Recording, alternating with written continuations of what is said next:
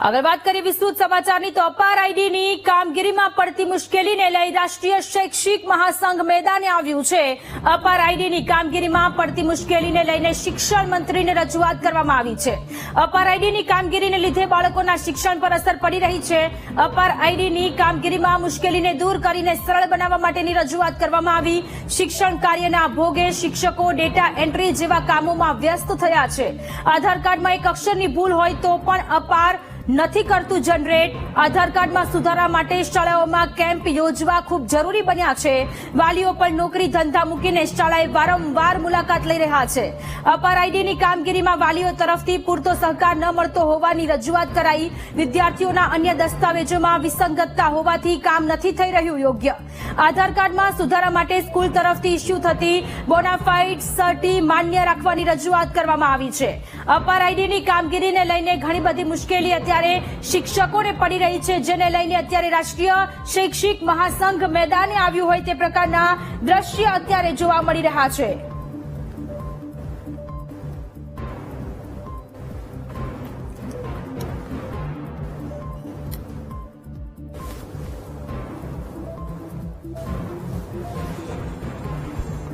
तो अपार आईडी कामगीरीमां घणी बधी मुश्केली पड़ी रही है। आधार कार्ड ने अपडेट करावा माटे जो एक फोन्टनी पण भूल होय अथवा तो एक सामान्य एवी नजीव एवी भूल होय तो पण ए जनरेट नथी थतुं अने एना कारणे बाळकोनुं जे शिक्षण छे ते अत्यारे अंधकारमय थयुं होय ते प्रकारनी स्थिति जोवा मळी रही छे, जेने लईने राष्ट्रीय शैक्षिक महासंघ मैदाने आव्યું।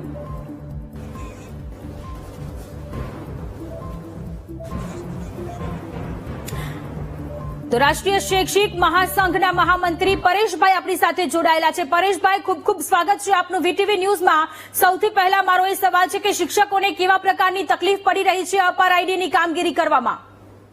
जी आभार जी।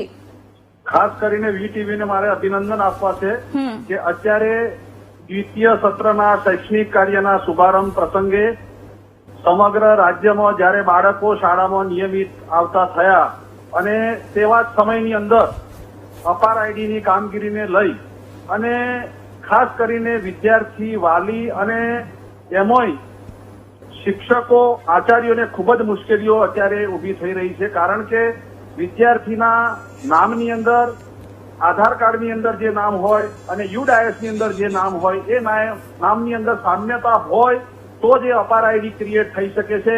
જ્યારે ભૂતકાળની અંદર બાળકનો જયારે જન્મ થયો હોય ત્યારે જન્મ વખતે જન્મના દાખલામાં જુદું નામ હોય, આધાર કાર્ડમાં જુદું નામ હોય અને યુડાયસમાં જુદું નામ હોય, એના કારણે આ કામગીરી થઈ શકતી નથી અને આ કામગીરી કરવા માટે ઉપરના લેવલથી ખૂબ જ શિક્ષકોને, વિદ્યાર્થીઓને, વાલીઓને દબાણ આવી રહ્યું છે અને આ કામગીરી સત્વરે પૂર્ણ કરવા માટે જ્યારે કામગીરી માટે દબાણ આવતું હોય ત્યારે શિક્ષણ કોરાણે મુકાયું છે। શિક્ષણનો છેદ ઉડતો આ કામગીરીના કારણે પ્રત્યેક શાળાની અંદર જોવા મળી રહ્યો છે। એટલે મારી ખાસ આપના માધ્યમથી ગુજરાત સરકારને અપીલ છે કે આ બાબતે આજે પણ અમે ગુજરાત સરકારના માનનીય શિક્ષણ મંત્રી શ્રી, માનનીય સચિવ શ્રી મુકેશ કુમાર સાહેબને પણ પત્ર આપી અને રજૂઆત કરી છે કે આ બાબતે અમને જે મુશ્કેલીઓ જે પડે છે એવા 17 બિંદુઓ 18 બિંદુઓ પર અમે એમને પત્ર પાઠવી અને રજૂઆત કરી છે અને એ રજૂઆતને ધ્યાને લઈને આ કામગીરી કરવામાં આવે તો કોઈ મુશ્કેલી ના થાય। કોઈ બેરોજગાર શિક્ષિત રોજગારોને આ કામગીરી આપવામાં આવે, આવી કામગીરી કરતી અન્ય એજન્સીને પણ જો આ કામગીરી આપવામાં આવે તો શિક્ષણના ભોગે આ કામગીરી ન થાય। જે કામગીરી કરવી છે એ ચોક્કસ કરવાની હોય અને કરવી જ જોઈએ।